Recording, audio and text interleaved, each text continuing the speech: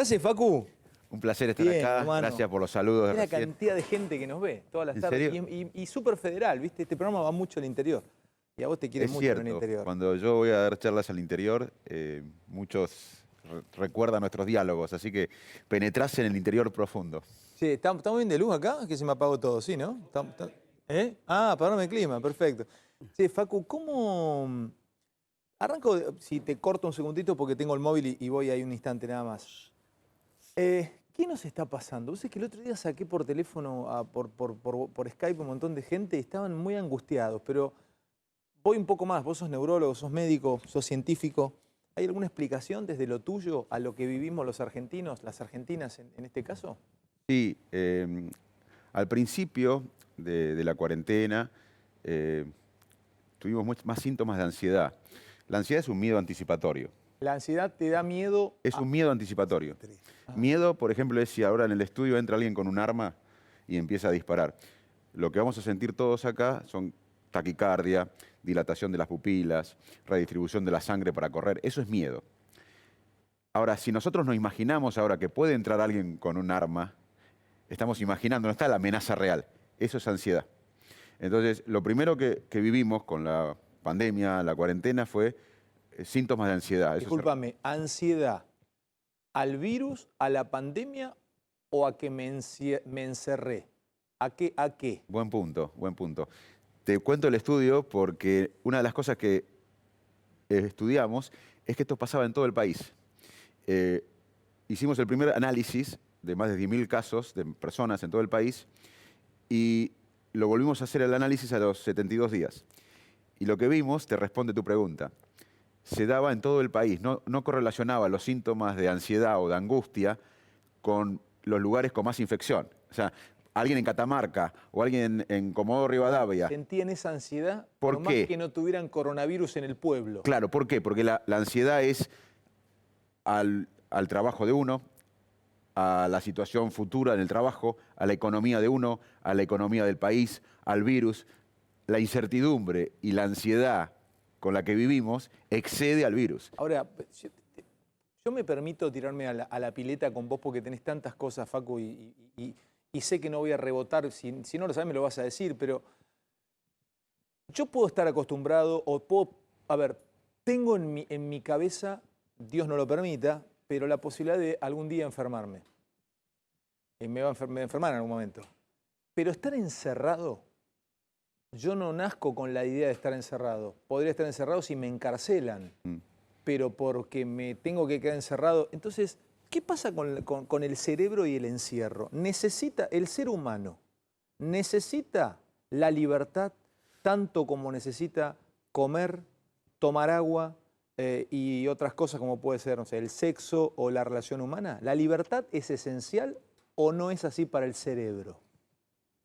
Bueno, la pregunta tuya básicamente se responde con, si vos decís, ¿cómo definirías una palabra que sea un denominador común en todos los argentinos?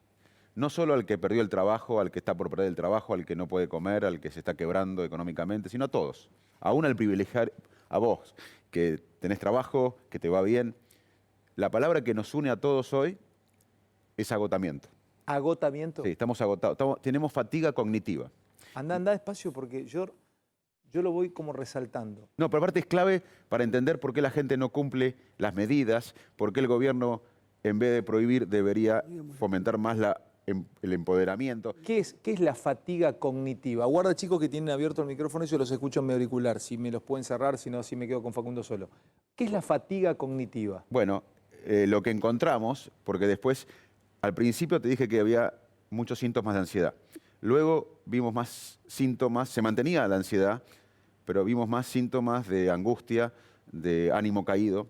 Y lo que explica todo, en cierta manera, lo que explica gran parte es que hace meses, olvídate de la libertad por un momento, pero hace meses nosotros estamos haciendo cosas que no hacíamos. Por ejemplo, saludarnos así, por ejemplo, tener distancia. Eso no hacíamos en nuestra vida anterior. Vos sabés que las clínicas dan estrés, ¿no? Dan estrés. Ahora vuelvo a lo que me estabas contando, pero así hincapié ahí. Todos los que conozco contagiados, y me pasó a mí cuando me contagié, Vos sabés que ni siquiera era una cuestión de que se me complicara y que, bueno, entrara a respiradores. No quiero ir a una clínica, quiero pasarlo en casa. Y los que he hablado, que estuvieron con situación de clínica, tenían miedo de ir a la clínica. Dice, te quedás solo, viene una persona con un traje. ¿Eso es estrés también? O sea, ¿la clínica genera un estrés? Perdón, Facu. Bueno, porque estamos viendo otra palabra clave, además de fatiga mental, que después volvamos a Sí. eso, es el miedo. Si vos me decís digas otra palabra clave del momento, es miedo.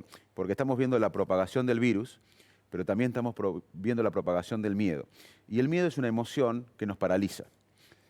Y tenemos que tener menos miedo y más cuidado. Porque ¿cómo se combate el miedo? Con conocimiento. Por ejemplo, ahora mucha gente no consulta por enfermedades cardiovasculares, por enfermedades neurológicas. Ni van. Bueno, pero eso está mal, porque hoy pueden ir a sanatorios desde hace tiempo. ¿Cómo va, Facu? Desde hace tiempo que, Pero bueno, si vos tenés un infarto agudo de miocardio, si vos tenés un ACV, tenés que consultar. No Sí, podés tener un ACV. Hay gente que está teniendo ACV en su casa, hay gente que está teniendo un infarto agudo de miocardio Pero si en me su quiero casa. hacer un chequeo para no tenerlo, no me reciben en una clínica hoy. Sí, ¿cómo no? Yo trabajo en Favaloro y hay justamente campañas para bajar el miedo y para aumentar el cuidado. Y porque el miedo es una emoción negativa que nos paraliza. Cuando uno tiene miedo, el mundo desaparece. El resto del mundo entra en un compás de espera. ¿Cómo es eso? Claro, nosotros en miles de años, los seres humanos, tuvimos una conducta que es fundamental, que es detectar el peligro para huirnos o defendernos, pero para sobrevivir. O sea, yo estoy en una época pretérita y me aparecía un tigre dientes de sable, escuchaba el rugido a 1 kilómetro y corría sabiendo que me iba a comer. Claro, por ejemplo, o si no estabas en un bosque caminando hace miles de años, un antepasado nuestro con el mismo cerebro. Un cerebro hace 50.000 años es igual anatómicamente al cerebro nuestro hoy. ¿Tengo el mismo cerebro Sí. que un hombre que estaba en esa época? Claro, hace 50.000 años. O sea, la sensación de miedo, si yo ahora escuchara una estampida acá en el estudio, que se explotara algo, Bueno, ¿tendría el mismo miedo que tenía un tipo contra un tigre diente de sable? claro, entonces el miedo es una alarma que nos señala peligro. ¿Y qué hacemos cuando hay peligro? Nos concentramos en tratar de resolver el peligro y el mundo desaparece. Por eso ahora el miedo no puede ser nuestra guía, porque el miedo nos paraliza, el miedo nos pone a la defensiva, el miedo le hace al ciudadano, porque el miedo es un importante factor de control social. Pero dame, ¿qué me das? Ok, te lo tomo. No, Pero pará, pero ¿qué me das a cambio si no es bueno el miedo, para no agarrarme el coronavirus? ¿Qué me das a cambio? Dame una moneda de cambio. ¿Qué otra emoción le agrego si no va el miedo? Para cuidarme. Digo, no salgo de mi casa porque tengo miedo de contagiármelo. Si no me das el miedo, ¿qué me das? Bueno, el miedo paraliza. El miedo nos pone en la defensiva. Lo que tenemos que hacer es conocer, saber más, cumplir todas las medidas que se sugieren. Lavado casi permanente de las manos, distanciamiento social, barbijos, evitar Yo te aglomeraciones. voy a decir a qué le tengo, perdóname, no que le tengo miedo yo, sino que lo voy captando. Y es un miedo por momentos un poco sofocante, y es si alguna vez volverá el mundo a ser como yo lo viví, pero no el mundo, no me importa si vuelve o no a ser el mundo en Miami o si vuelve a ser un mundo de shopping. Es si me va a volver el mundo a la normalidad, si voy a poder dentro de unos años salir sin barbijo, si voy a tener uno al lado del cine. Ya extraño tener uno que haga ruido con el pochoclo y hace 2 años lo puteaba porque me comía pochoclo y me molestaba el ruido. Extraño que un mozo se olvide que le pedí zanahoria en la ensalada y me traiga tomate. Cosas que prometo nunca más volver a quejarme de ellas, como creo que a muchos nos pasa. Y genera mucha angustia no saber si vuelve ese mismo mundo, hermano. Es una muy buena pregunta porque Anthony Fauci es el infectólogo número 1 en Estados Unidos, que lo conocemos todo porque aparece o aparecía en las conferencias con Trump. Sí, con Trump. Es muy serio. Y él dijo una vez algo que yo no coincido porque soy experto en el cerebro. Él dijo, nunca más vamos a volver a darnos la mano. Y yo no creo, yo creo, y estoy seguro porque vamos a la evolución humana, que vamos a volver a abrazarnos. ¿Por qué vos crees Si yo tuviese que elegir ahora entre él y vos, creo que estoy de acuerdo con él. Yo creo que no nos vamos a volver a dar la mano. Bueno, Ahora, ¿por qué vos decís que nos vamos a volver a abrazar y por qué nos vamos a volver a dar la mano? primero, ahora, durante un tiempo, no vamos a poder abrazarnos. Tenemos que cumplir el distanciamiento físico, que quede claro. Es momento de cumplir distanciamiento físico, pero no social. Tenemos que estar conectados a través de la tecnología, porque somos seres sociales.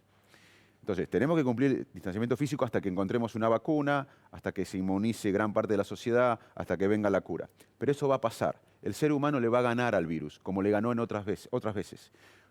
Gracias a la innovación, a la ciencia, a la educación, a la salud, le vamos a ganar a un virus nuevo. Pero esto va a pasar quizás en el transcurso a fines del año que viene, en 2022. No digo que venga la vacuna, sino que se logre inmunizar y que no olvidemos. Pero vamos a la historia de la humanidad, miles de años. Nosotros, ¿por qué somos humanos? ¿Por qué vos tenés el cerebro que tenés? Preguntámelo, que me gusta, que me interpeles para que la gente también del otro lado pueda responderle a la ¿Por qué pantalla. pensás que vos hablás, tenés un programa de televisión, creamos Buenos Aires, o sea, los ciudadanos? ¿Por qué nos diferenciamos de otras especies que son más fuertes físicamente, tienen mejor físico y son más fuertes que nosotros? ¿Por qué prevalecimos en el planeta, mal o bien? No estoy haciendo un juicio de valor. ¿Por qué prevalecimos los seres humanos frente a otras especies que tienen mejor físico y son más fuertes? Porque tenemos cultura y lenguaje. Bueno, eso es posterior a lo que te voy a decir. Porque en algún momento de los miles de años de la evolución, logramos vivir en grupos complejos. Somos seres sociales. Al vivir... Pará. Los leones viven en grupos, No, pero no los delfines viven en grupos, hay muchos animales que viven en grupos. Sí, pero no en la complejidad nuestra. Yo te dije, porque logramos vivir en grupos complejos. Los erizos... Pero por el lenguaje y por la cultura. Déjame elaborar A ver. Un erizo vive aislado y tiene un cerebro muy pequeño. ¿Vive aislado? Sí. Los chimpancés viven en docenas, como bien decís vos, pero tienen un cerebro más grande que el erizo, pero más chico que el nuestro. Nosotros vivimos en Buenos Aires, en Pekín, en La Matanza, en Quilmes, en Nueva York. Ninguna otra especie ha desarrollado el grado de complejidad para vivir en grupos como nosotros. Y eso nos hizo humanos. ¿Por qué? Y por eso te digo que vamos a volver a abrazarnos. ¿Por qué? Porque hace miles de años quedar afuera de un grupo significaba no tener comida, no tener alimentos. Hace miles de años quedar afuera de un grupo significaba no resistir la amenaza. O sea, nosotros, si vos me decís a mí, ¿cómo definiría Facundo al órgano más complejo del universo, que es el cerebro humano? Yo te diría, es un órgano social. Necesitamos esto. Por eso vamos a volver a abrazarnos. Cuando le ganemos al virus, vamos a volver a abrazarnos porque, es más, yo te voy a decir una cosa, vamos a tener, ¿sabes lo que es hacerlo premium en 10 años? Como comer orgánico. El contacto con los amigos, con la pareja, con la familia, con la gente que uno quiere. Eso va a ser lo más elaborado, lo más fino, lo más top que vamos a tener en 10, 15 años. Sos tan grosso que sos el único que se sienta acá. Primero sos el único, porque casi no he hecho mano a mano, pero además conectás con el abrazo. ¿Qué médico viene y me habla del abrazo? Pero nadie me habla clave. del abrazo y de darme la mano, nadie. Déjame ¿Y vos sabés lo que es? ¿Sabés lo que le entras a la gente del otro lado? No, ¿Vos tenés idea de la necesidad de abrazo, Facu, que hay? Te voy a aportar por qué. ¿Te puedo contar por qué? Claro, Facu. La soledad crónica es un factor de mortalidad, o sea, nos mata, tanto como la obesidad, como el alcoholismo, o incluso más que la polución ambiental. ¿La soledad? Sentirnos solos crónicamente era una epidemia previa a esta pandemia. Inglaterra desarrolló el Ministerio de la Soledad. ¿Desarrolló el Ministerio de la Soledad? Claro, ¿por qué? ¿El Estado, el gobierno? Claro, el gobierno inglés, como el Ministerio de Economía, el Ministerio de la Soledad. No porque los ingleses amen las neurociencias, sino porque se daban cuenta que la soledad en forma crónica, sentirse solo, no quiere decir vivir acompañado. Uno puede vivir acompañado y sentirse solo, sin una red social. Y uno puede vivir solo y tener una red social. ¿Por qué? Porque cuando tenemos sed, vos me creés, como científico, que hay cambios cerebrales que nos llevan a tomar líquido para hidratarnos. ¿Me creés eso? Sí, sí. La sed es una alarma que nos dice tu cuerpo necesita hidratarse. El hambre es una alarma que nos dice tenemos que alimentarnos. ¿Me creés eso? Sí. El dolor es una alarma que nos dice tenés que ver qué parte de tu cuerpo está sufriendo. Sí. La soledad es una alarma como la sed, el hambre o el dolor que nos dice, que nos recuerda que somos sociales. Y Que te conecta a que sos social. claro, cuando vos te sentís solo... Es como un dolor, es buenísimo Yo me lo que fui a dices, es como un dolor. Cuando me fui a Boston, pasé un día de Buenos Aires acá, y terminaba... No una soledad elegida, ¿eh? No una soledad que me quiero quedar solito. No, eso no. No, es una Quiere decir, soledad, una no soledad. no pertenecer a una red social. Porque si vos me decís, ¿cómo definirías al órgano más complejo del universo, que es el cerebro? Es un órgano social. ¿Sabes qué le pasa? Te voy a contar. Y este virus, perdóname, este virus agarra lo mejor de nuestra especie, que es la capacidad, lo que más nos da bienestar a nosotros es el contacto humano. Sí, y el virus agarra lo mejor de nuestra especie y lo usa en nuestra contra. Vos sabés que esta es una hora de mucha soledad. Aunque te parezca mentir y lo digo, yo estoy conociendo el horario. El horario, mira, yo trabajé mucho tiempo en el prime time. En el prime time, y si bien hay gente sola, ya tenés la familia reunida. Bueno, esta es una hora en donde hay mucha gente que está sola, ¿eh? Que usa la tele o siente una compañía. Entonces lo que estás diciendo del Ministerio de la Soledad, esto de Inglaterra, o sea que vos como Estado, si te tuvieses alguna vez la vida te llevara a tomar decisiones desde el Estado, ¿te harías cargo también de la gente sola? Claro, porque yo, como Estado, también tengo que dar bienestar. La Constitución Nacional dice el bienestar general. Y el bienestar se da en gran parte... ¿Qué nos da bienestar a los seres humanos? ¿Qué sabe la ciencia de las cosas que nos dan bienestar? Lo primero, te diría, el vínculo humano. Ni la fama, ni el poder. Terrible. Estás diciendo, nos estás pegando unas cachetadas tremendas, porque todo lo que... Yo por lo menos ahora te voy a dejar con mis compañeros para que también te pregunte y otras cosas, pero ¿vos sabés los juramentos que nos hemos hecho con nuestros amigos? Decir, cuando todo esto pase, vamos a disfrutar el partidito de tenis, pero más vamos a disfrutar el cafecito o la charla. Y te voy a decir otra cosa. Oh. Te voy a decir otra cosa. Ahora estamos atravesando dolor y sufrimiento. Y lamentablemente vamos a seguir atravesando dolor porque esto es una batalla larga. Como bien dijiste recién, es una maratón en lo que recién corrimos unos 10, 15 kilómetros, sí, más o menos. Pero esto va para largo. Si no ponemos las cosas en perspectivas, nos vamos a frustrar. Al principio de la cuarentena muchos pensaban, bueno, nos encerramos un mes y después le ganamos al virus. No, esto es algo largo. Entonces, vamos a ganarle al virus, pero va a ser largo. Pero mucha gente, hay estudios que evaluaron desastres y crisis fenomenales que pasaron en la historia. Y ¿sabés una cosa buena? Que mucha gente va a salir resiliente. La resiliencia... ¿Qué es la resiliencia? La resiliencia es la capacidad que tenemos los seres humanos, es una conducta que tenemos los seres humanos, de poder enfrentar un problema, atravesarlo y salir mejores, salir fortalecidos. Y esto tiene como una etapa. Primero, después del shock inicial, mucha gente, de la pérdida, del duelo, mucha gente encuentra un nuevo significado a la vida. E inclusive... Anda haciendo pequeños frenos. Vos entonces entendés que tal vez después de esta pandemia resignifiquemos la vida. Claro, y haya un renacimiento de pronto de la conexión con otras cosas, vínculos, música, arte. Se puede venir una nueva conexión con otras cosas. Bueno, vos estudiás las historias. Tengo un segundo para... Sí, claro. ¿A vos te gusta la historia? Sí. Después de esta pandemia pueden pasar cosas buenas. Por ejemplo, Lincoln y sus aliados, después de la guerra civil, crearon el tren transcontinental americano y la red de universidades públicas. Después de una de las plagas más importantes de Europa, varias ciudades, particularmente Florencia, lanzó el Renacimiento. Te iba a decir después eso. de la Gran Depresión. Después de las cruzadas también. Bueno, después de la Gran Depresión y de la Segunda Guerra Mundial, nació el Estado de Bienestar Europeo. También pueden pasar cosas malas.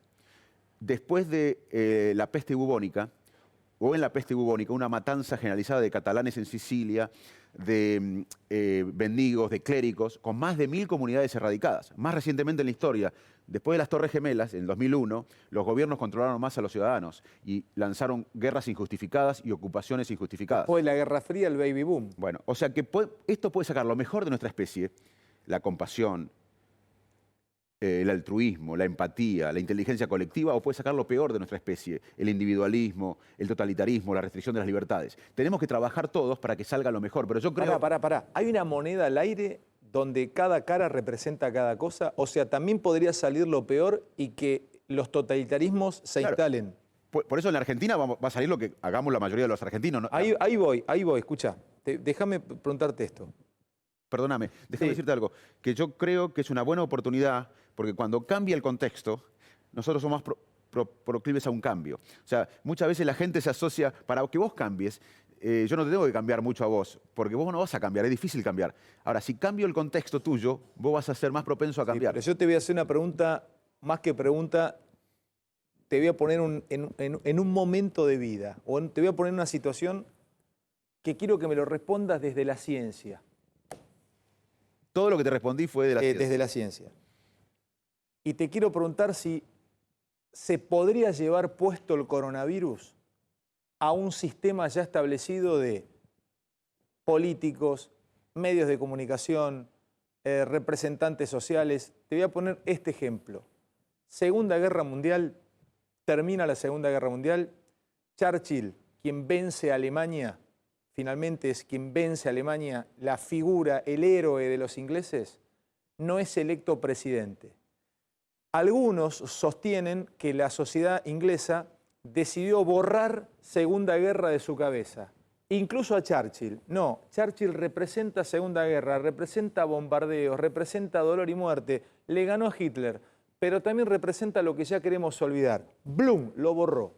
Eso se llama heurística. Uno asocia con eventos traumáticos todo lo relacionado con esos eventos ¿Podría traumáticos. ser que cuando termine esta época de coronavirus, la propia sociedad borre todo lo que conecta con coronavirus? Aquellos que daban noticias en la televisión, médicos, agoreros, periodistas, políticos, referentes sociales. ¿Podría haber un plumazo y borrar todo lo que conecta al pasado doloroso? Más que con la neurociencia, que es eso que te dije, heurística, que uno a veces relaciona imágenes con eventos traumáticos y quiere borrar esas imágenes relacionadas con los eventos traumáticos, esta pregunta te la voy a contestar con la historia. Todas las epidemias, todas las pandemias cambiaron los sistemas de creencias de la época. Todas las epidemias y pandemias cambiaron la sociedad. Así que es muy posible que esta pandemia y epidemia nos cambie esta vez también. ¿Para bien? Depende de nosotros. El mundo... Acá, de Argentina. Depende de nosotros. Yo creo que ha llegado el momento de la verdad. Los problemas estructurales de nuestro país, la pobreza inmoral, la malnutrición inmoral, la desigualdad económica, la desigualdad de acceso a la salud, al trabajo formal, no se lo podemos echar al COVID. Argentina este año va a tener el mismo ingreso per cápita, según un estudio reciente, este año 2020, que en el año 74, medio siglo perdido. Somos el país en los últimos 60 años que más recesión tuvo, más que Chad, Burundi, Haití y República Democrática del Congo. Cuando yo tenía 6 años... ¿Qué salida tengo, Facu? Tenemos la misma edad vos y yo. No, acá tenemos una salida muy importante, que es la única que no probamos nunca. Acá yo soy optimista por la Argentina por 2 motivos. Porque hicimos de todo acá, menos el camino al desarrollo. Acá nunca hicimos un plan estratégico de desarrollo que exceda a los gobiernos. ¿Con qué guita, Facu, haces el desarrollo? Invirtiendo en la gente. La riqueza... ¿Sabés cuál es la economía? Todo el mundo habla de economía. ¿Sabés qué es la economía de hoy? Es invertir en el talento de los ciudadanos. Facu, querido, lamento decirte que aparentemente quisieron volver acá en Capital y el Estado Nacional dijo que no podían volver. 6.000 pibes, o creo que eran 6.000, que no tenían internet. ¿Cuántos eran? ¿Cuántos? 6.000. 6.000 pibes que no tenían internet en la casa, porque hay muchos que tenían internet en la casa. 6.000 que no tenían internet en la casa, los fue a buscar el gobierno de la ciudad, Larreta, y los quiso llevar a una escuela para que estudien, porque hacía 8 meses, 6 meses no tienen contacto. Y le dijeron que no. No va a haber clase hasta el año que viene acá, Facu. Bueno, me cambias de tema rápido, pero te voy a decir esto con respecto a lo que estás mencionando. Uno de los problemas que estoy viendo y que lamento, porque si no va a pasar un poco lo que vos dijiste, que la sociedad se va a enojar.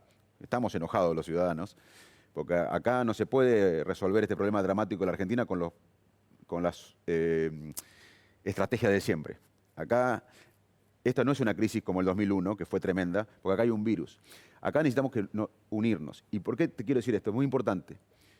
Porque acá usamos cada tema, cuarentena sí, cuarentena no, salud versus economía, el colegio ahora, todo lo usamos con un razonamiento motivado y lo metemos en una lucha ideológica. Y no importa la verdad, no importa el pensamiento científico, Totalmente. el bien común. Trato de ganarte la discusión. Claro, imagínate esto, si vos tenés tendencia a apoyar al gobierno, estás a favor de la cuarentena. Totalmente. Si vos estás tendencia a no querer al gobierno, estás en contra. Pará, si hubiese otro presidente, mucha gente que hoy apoya la cuarentena estaría en contra. Es buenísimo. Porque no importa el pensamiento crítico acá, Es lo que dramático, importa el fanatismo. Es dramático. Eso se llama razonamiento motivado. ¿Cómo se llama? Razonamiento motivado. ¿Está estudiado? Sí, porque todos somos así. cuando nosotros vamos por la vida con nuestras creencias, prejuicios, que vamos construyendo en nuestra vida, con la experimentamos, y vamos tomando lo que coincide con lo que pensamos e ignoramos lo que no coincide. No importa la evidencia. O sea, acomodás todo según como vos pienses. Claro, y usás un tema para una batalla de facciones ideológicas, no importa la verdad. Entonces lo que tenemos que bajar es, en todos los temas, en salud, en economía, en educación, en todos los temas, tenemos que bajar un poco, ser humildes, estamos en un desastre, tenemos que convocar a todos, porque esto no se soluciona con un sector, y volver al pensamiento crítico, no una lucha de facciones. ¿Te puedo proponer algo? Mira, tenés la mejor mesa de Argentina. Tenés al doctor D'Alessandro, tenés a Eduardo Battaglia, para mí brillante desde lo periodístico, Eduardo y gran conductor, sí, por supuesto. Tenés a Fernanda Carbonell, con una también brillante en su forma de preguntar y laburar, y a Luisito Ventura, crack. Me gustaría que charles con ellos también, yo me voy a seguir metiendo, estamos disfrutándote, Facundo, es impresionante la cantidad de gente que está enganchada al programa, altísima, altísima. Creo que en redes sociales también podemos tirar alguna pregunta para Facundo. Así que abro con ustedes, entra vos, Fer, chicos, disfruten a Facu. Yo me quedé enganchada con varias cosas, ¿no? Pero pensaba, ¿cómo vamos a salir de este trauma colectivo, ¿no? Muy bien. Hay un término que es así, es trauma así, colectivo. Es un trauma colectivo. De este trauma colectivo, porque esto no se vive a nivel mundial desde la Segunda Guerra Mundial. Exactamente. ¿No?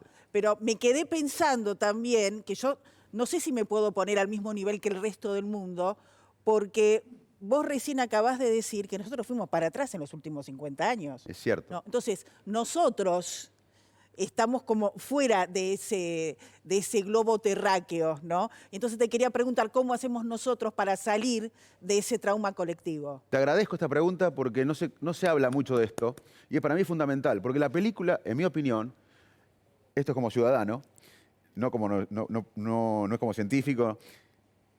En la Argentina, la película que estamos viendo, igual que en África y en América Latina, que son regiones pobres, y en nuestro país somos pobres y no estamos en vía de desarrollo, no es la película que vemos en China, Claro. no es la película que vemos en Italia o en España, que están en Europa, y no es la película de Estados Unidos. Más allá que tengan muertos y que tengan un drama, tienen el Banco Central Europeo, tienen el músculo económico americano que imprime los dólares, tienen una potencia como China. Esta película de pandemia en un lugar pobre y no desarrollado es una historia De acá. de acá. Es nuestra Entonces, película. tenemos que ser humildes y hablar de estos temas. Acá hablamos como si estaríamos en Alemania.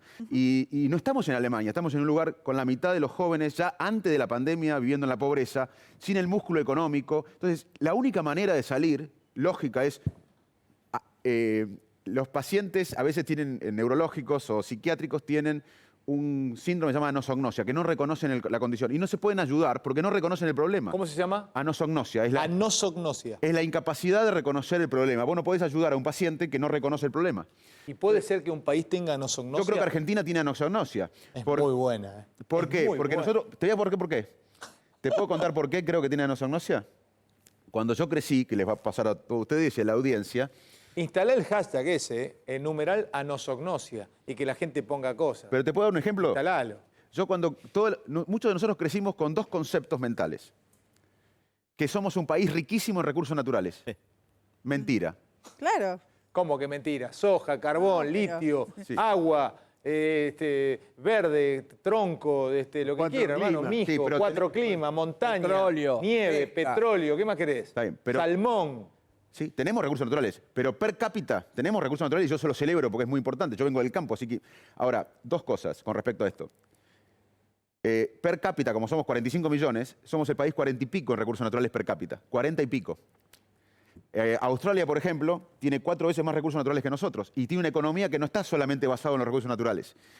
Entonces, y además, aunque los recursos naturales fueran el primer... Argentina sería el primer país en recursos naturales, somos el 40 y pico per cápita. Hoy los recursos naturales no tienen un impacto significativo en la economía. 3 países africanos exportan el 70% del grano de cacao y no tienen ningún impacto en la economía del chocolate. Dos países asiáticos, sudeste asiático, Tailandia e Indonesia, exportan el 70% del caucho y no tienen ningún impacto en la economía del neumático. O sea, primero, estamos 47 en cantidad de recursos naturales per cápita, o 50. Claro. Y aunque fuera primero, estuviéramos primero, eso no impacta en la economía. Segunda cosa que crecimos todos. somos un país en vía de desarrollo. Siempre nos dijeron, somos en vía de desarrollo. ¿No escuchaste esto? Sí, todo el tiempo, sí. Uno recuerda desde que tiene 4 años. Antes no recuerda casi nada. Lo que pasa es que nos Pero quedamos en los 70. Déjame terminar esto. Uno recuerda de los 4 años. Después, yo de los 4 años que recuerdo, todo el mundo, somos en vía de desarrollo. Yo tengo 51. ¿No deberíamos haberlo desarrollado ya? Y sí. En 40 y pico de años, ¿no deberíamos desarrollar? No estamos en vía de desarrollo porque no invertimos en lo que desarrolla un país, que es la educación, la ciencia y tecnología y el conocimiento que genera con la producción. O sea, que somos un país 47 en recursos naturales per cápita y no invertimos en lo que lo desarrolla. Entonces, eso es anosognosia. Pensamos que somos más de lo que somos. Y cuando uno piensa eso, no mejora. Facu, nos estás pegando unas piñas. Pero eso le Hermoso. pasa a Bueno, todos hay los países chistes del al mundo. respecto. Dale vos, Mauro, y te dejo Problema con... argentino nada más. Le pasa a todos los países del mundo. Todo el mundo se cree más importante de lo que es. Los argentinos se dice tenemos una deformación en eso, pero también lo pensaron los alemanes, que se creyeron que podían comandar el mundo. También se lo creyeron los rusos, que iniciaron la guerra con Estados Unidos y se consideraron los dueños del mundo, y que podían inventar un sistema político que iba a repartir las cosas como si fuera una decisión totalmente solo voluntaria y todo el mundo iba a vivir feliz. O sea, Pero no hubo nada más ambicioso y más idiota que el comunismo o el nazismo. Estoy de acuerdo. Y también hubo ejemplos, estoy de acuerdo con lo que decís, pero es compatible con que, por ejemplo, Israel hace décadas era un país pobre, que exportaba materias primas, que no tenía casi recursos naturales y que estaba en guerra. E hiperinflación, ¿te suena? Y hoy es uno de los países más avanzados en la economía del conocimiento y No, tecnología. pero no comparemos porque si no vamos a Japón o vamos a Bueno, Alemania. Corea del Sur. Pará, Corea del Sur, en el año 50. Rosado. Chile que está contra un océano surcado por montañas y todo, y vos ves que la economía... Acá yo creo, y esto lo digo a propósito de lo que dice el doctor, cuando vos salís medio milímetro afuera de la Argentina, los chistes de gallego que hacemos nosotros, los chistes que hacemos de judío, viste que estigmatizamos todo el tiempo, lo hacen de los argentinos, y la condición y el perfil que distinguen justamente es lo que estás diciendo vos, una sobredimensión justamente de ponderar lo que realmente no deberíamos ponderar. Pero es una lástima porque los argentinos tenemos muchas cosas buenas. Sí. Somos muy creativos, solidarios, tenemos un potencial en recursos naturales, en el agro. Si apostáramos al conocimiento, al agregado de más conocimiento, el agro hizo mucho, creció mucho, puso conocimiento. Exportar, por ejemplo, exportar maíz es muy importante, pues tiene conocimiento, tiene genética, tiene maquinaria, el grano tiene conocimiento incorporado. Pero Argentina exporta 2/3 del maíz en grano. Lo que hace las competencias nuestras, que es Brasil, Estados Unidos, es que con ese grano hace productos de valor agregado y gana mucho más plata que nosotros. El campo creció mucho y podría crecer mucho más como otras áreas de la economía, la nanotecnología. Minería. Ahora, si nosotros nos proponemos, tenemos todo. Ahora, si no sabemos dónde estamos parados, eso nos va a impedir crecer. Ahora te dejo con Eduardo, con Lucho, y no te vas a escapar de 2 preguntas que tengo de neurociencia pura. La primera, la voy picando, la de Elon Musk, que en estas últimas horas dijo que logró conectar o se podría conectar una interfaz entre el cerebro humano y una computadora. Me lo venís contando desde hace 10 años en Animales Sueltos. Venías y me contabas esto del chico que con una onda cerebral disparaba una PlayStation desde Francia a Estados Unidos. Y después también cerebro de conductor, o como ellos. Yo a veces lo veo, lo veo a Luisito escribiendo, o a Mauro contestando un chat, y de golpe levantan la cabeza y siguen el hilo de la conversación. Son brillantes. También te quiero preguntar de la fábula o la realidad del multitasking. El que te dice o la que te dice, yo puedo hacer 10 cosas al mismo tiempo. Te voy a preguntar si es real eso para la neurociencia, si existe el cerebro humano para poder hacer 3, 4 cosas al mismo tiempo y hacerlas a todas bien. Y después te voy a preguntar el cerebro de Messi, cómo juega. Quiero que me cuentes qué se puede saber del cerebro de un genio como Messi. Me quedo verdito, vamos, Edu. Me quedé con muchas cosas, Facundo. La verdad que es un placer escucharte. Me quedé con lo del vínculo y el camino largo que estamos recorriendo y no sabemos cuándo termina, ¿no? Hablabas de que necesitamos compartir porque no estamos compartiendo en la medida en la que queremos las cosas, ¿no? Y seguimos soñando con eso. Y hablaste de bajar el miedo y aumentar el cuidado, ¿no? Cuando el presidente dice, tengo un botón rojo que lo voy a apretar si hace falta, ¿significa una acción para generar miedo o significa que nos quieren cuidar? Y por otra parte, bueno, respóndeme eso, después te vas a hacer una... Lo que necesitamos es cierto horizonte, cierta perspectiva. y estamos todos con fatiga mental, que es algo que iniciamos el diálogo y no lo valoramos, y tiene que ver con lo que decís vos. ¿Qué nos pasa ahora? Lo importante es saber qué nos pasa. Claro. Nosotros hace meses que venimos haciendo cosas que no hacíamos. Saludarnos así, usar barbijo, bueno, venimos haciendo cosas que no, eso requiere gasto mental. Hacer cosas que no hacíamos en nuestra vida anterior a la pandemia genera gasto cognitivo. Eso nos agota. Y además, no estamos haciendo cosas que hacíamos. Inhibir eso nos agota. Entonces, cualquiera, todo el mundo está agotado hoy. Y cuando estamos agotados, como estamos ahora, bajamos la guardia. Cuando el cerebro está fatigado, como tiene fatiga cognitiva, aumentan los sesgos. Y uno de los sesgos es la sobreconfianza. Bueno, a mí ya no me pasó nada, no me va a pasar nada. Justo ahora estamos en un lío bárbaro porque es el momento más dramático, donde más tenemos que cuidarnos, pero estamos todos cansados. Si la sociedad y el gobierno no entiende que no es que la gente sale por mala, porque sale, algunos porque tienen que trabajar y vivir, porque somos un país pobre, lo que hablábamos recién, no somos Alemania. Y el otros porque estamos cansados mentalmente. Y cuando está cansado mentalmente, después de 6 meses, yo no digo que está bien o está mal, pero tenemos que comprender cómo estamos. Cuando estamos cansados y agotados, bajamos la guardia y aumentamos los sesgos. Uno de los sesgos es la sobreconfianza. ¿Qué es el sesgo? Sesgo es atajos mentales. Por ejemplo, para explicar eso, porque es muy buena pregunta, Eduardo, abre la puerta. Cuando estás cansado mentalmente, empiezan a funcionar los sesgos. ¿Qué es un sesgo? Atajo mental. Claro, nosotros tenemos 2 sistemas de decisiones.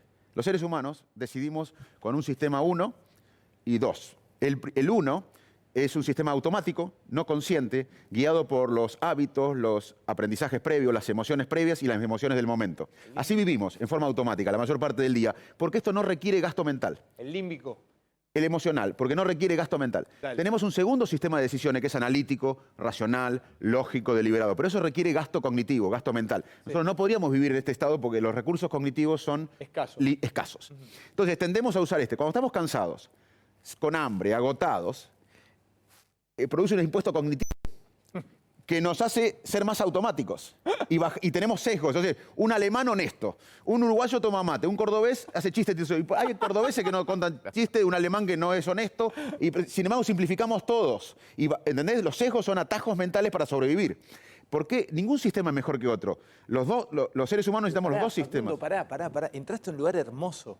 Pará. La grieta es sesgo, loco. Claro, obvio. Te simplifica. Pero obvio, la grieta es un fenómeno conocido. Lo que pasa, volviendo a la pregunta de ella, la grieta existe en Estados Unidos con Trump, anti-Trump, en España, lo hablamos con Mauricio el otro día, catalanes versus españoles, en el Brexit. Lo que pasa que la grieta acá, que somos un país pobre y en vías de desarrollo, nos mata. Allá le hace daño. Pero allá por lo menos todo el mundo respeta la ley, acá la ley es una sugerencia, allá todo el mundo valora la educación, la ciencia. En un país pobre y sin estar en vías de desarrollo como el nuestro, la grieta nos mata, pero en todos lados es malo. Titular, es hermoso lo que está diciendo Facu para que la gente le quede claro. Acá, y también los políticos que estén viendo, que dejen de romper las pelotas. En un país pobre como esto, la grieta nos mata. Le funciona solamente a los políticos. Claro. A la sociedad. Le funciona a los políticos. Claro, a la sociedad no le sirve de nada. Si cada vez tenemos más pobres, peor educación. Terminamos La jugando el juego de necesitan, ellos. la necesitan. Es muy bueno. Si supuestamente el cerebro se va regenerando y falta muy poco para que se pueda comunicar entre cerebros, el cerebro del futuro, lo que vos desarrollaste en tu libro, el cerebro del futuro. Yo voy a poder expresarme sin siquiera hacerlo verbalmente. ¿Por qué nuestro cerebro no logra evolucionar y seguimos cayendo en los errores del 1 de julio de 1974? ¿Qué es lo que nos pasa como sociedad? Qué buena. Bueno, yo creo que es muy bueno, es una buena pregunta, porque otros países progresan. Corea del Sur, en el año 50, tenía el mismo ingreso per cápita que Ghana. Corea del Sur dijo, vamos a apostar a educación, ciencia y tecnología.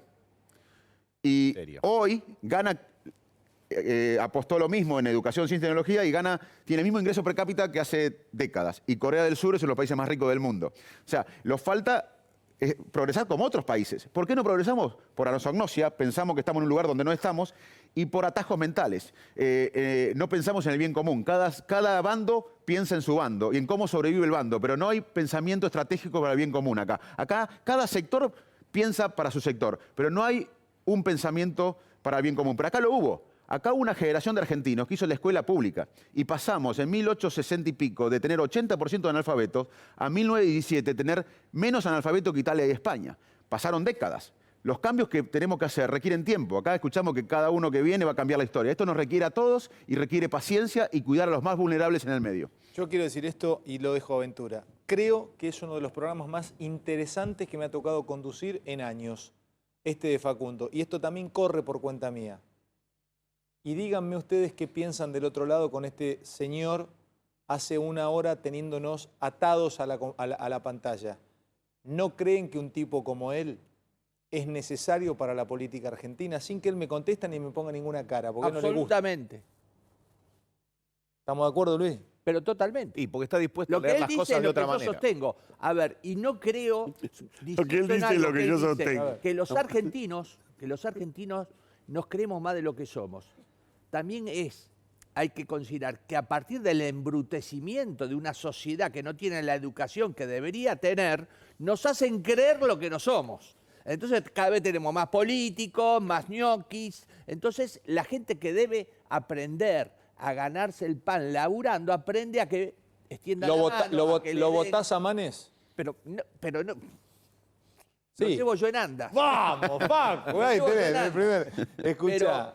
Lo que yo quiero, a partir de un tema personal, que es mi hijo Antoñito, ha tenido un tema, un diagnóstico en los últimos, no viene el caso, pero descubro, a partir de ese diagnóstico, que el cerebro humano tiene electricidad, y tiene descargas, y tiene manifestaciones.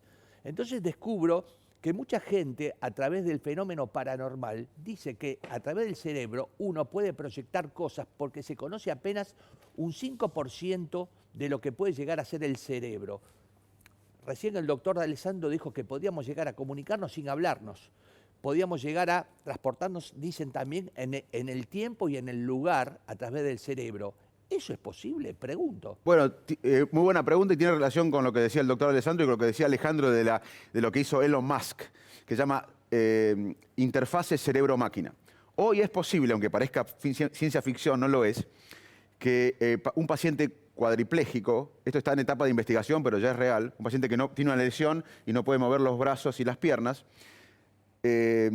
tenga electrodos en la corteza cerebral y el paciente está en una silla de ruedas y piensa, porque no ha perdido la conexión entre las órdenes y los músculos, pero no ha perdido la capacidad de pensar, y piense, quiero agarrar esta botella y llevarla a mi boca. Piense, es una secuencia. Hoy esos electrodos pueden detectar la actividad eléctrica, no el pensamiento, pero la actividad eléctrica que genera esos pensamientos, decodificarlo con un sistema de computación complejos y activar un brazo robótico que va a hacer lo que pensó esa persona cuadripléjica. Eso ya es posible, se llama interfase cerebro-máquina. Hoy no es ciencia ficción y esto puede dar lugar a lo que quería hacer o lo que quiere hacer Elon Musk, que lo que hace él es poner inversión y tecnología a ya avances que están sucediendo en laboratorios en el mundo. O sea que esto ya es posible. Y le voy a contar una anécdota, un experimento que parece sorprendente. Uno cuando se levanta a la mañana, recuerda un sueño. Te levantás y recordás que estás soñando algo. Sí. Sí. Bueno, esto es lo último que soñaron antes de despertarse, pero uno soñó muchas veces de la noche, que no lo recuerda. Uno recuerda los sueños que soñó inmediatamente Más antes de Doctor, levantarse. de hecho hay un estudio con electrodos, a mí me lo han hecho, donde se hace un análisis del tiempo que uno sueña. Bueno, el que te han hecho a vos es un análisis clínico, pero estoy hablando de algo experimental que hoy, si lo ponemos a Alejandro en un laboratorio complejo del sueño en Estados Unidos donde se investiga esto, vos dormís, tenés los electrodos registrados y vos soñás muchas veces a la noche. Pero vos no sabés, cuando te levantás, recordás lo último que soñaste nada más. Y los investigadores pueden utilizar ese trazado de la actividad eléctrica y reconstruir imágenes de la que vos soñaste y vos no vas a recordar. Yo no quiero eso. Bueno, por eso en el futuro... Yo pará, quiero ni no, en en pedo tu quiero caso eso. no. Está bien, Sí, no, A para veces Alejandro. soñaste por ahí con algún quilombo que tuviste, soñaste con alguna Una exnovia, algo de eso, y te mandan los dibujos. Bueno, Ni en pedo quiero eso, pará, Facu, pero no vos... quiero eso. Está bien, muy bien lo que dijiste vos, porque esto se hace... Las investigaciones estas se hacen para ayudar a personas con discapacidad o problemas, pero dan un debate ético. Pero, Perdóname. Facu, perdóname, 10 segundos te digo. Hablando en serio, hay una serie que se llama Black Mirror, que en un momento dado se puede entrar al cerebro de la gente, porque ustedes prontamente van a entrar para ver qué se recuerda, y tienen que dilucidar, creo que una violación o un asesinato, pero los dos detectives neurólogos como vos que entran al cerebro de mío, tienen que entrar sin ver el resto de las cosas. Bueno, Vos entrás hasta el recuerdo mío de esa noche o de esa tarde. Vos no podés mirar todo alrededor lo que yo recordé. Es una serie, es distópica. Pero bueno, teniendo en cuenta cómo avanzan ustedes en la ciencia, no es distópica. muy bien. Mira, esto es lo que vos contaste de la serie de Black Mirror es ciencia ficción. Pero ojo, lo que estoy hablando no es ciencia ficción, ya existe. Ahora, viste que hoy nos preocupamos, vieron que nos preocupamos hoy por la intimidad, el acceso a la privacidad de lo que Sí. tecleamos en Google o en Facebook, que las compañías Sí. Facebook y Google sepan lo que cliqueamos. No es ciencia ficción, y es un debate ético, que en el futuro no solo accedan a lo que tecleamos, o sea, acceda a lo que tecleamos en Google o en Facebook, sino a la intimidad de nuestros pensamientos. Pará. Anda despacio. No es utópico pensar que dentro de 15, 20 años empresas como Google tengan acceso a lo que yo pensé. No Google. Hoy hay un debate ético de la privacidad. Cuando Sí. tecleamos o cliqueamos del en derecho al olvido. Facebook. El derecho al olvido, se llama algo de eso. Bueno, Sí. entonces, no a lo que sale, Sí, si sino mi que búsqueda- las mi compañías búsqueda- sepan qué buscas, El que las motor de compañías búsqueda, sí, sepan dale, tus amigos. dale, que perfecto, sí. estamos debatiendo el Es más, acceso te voy a a la... decir algo. Vos dijiste hablando con tu mujer y dijiste 3 veces la palabra caloventor y te empiezan a aparecer publicidad de caloventor que dice, ¿esto qué saben? Que yo dije que 3 veces caloventor. Bueno, hoy el debate es del acceso a la privacidad de este tema. Yo lo que no descarto, ni la comunidad científica, descarta que en el futuro podría hablarse de la privacidad, de que con tecnología se acceda a nuestros pensamientos. Bueno, de hecho, ojitos me lee el cerebro a mí. de hecho, hoy Facebook está invirtiendo mucho dinero, Facebook, para que en el futuro vos pensés y el pensamiento te evite escribir o teclear la computadora. Facu,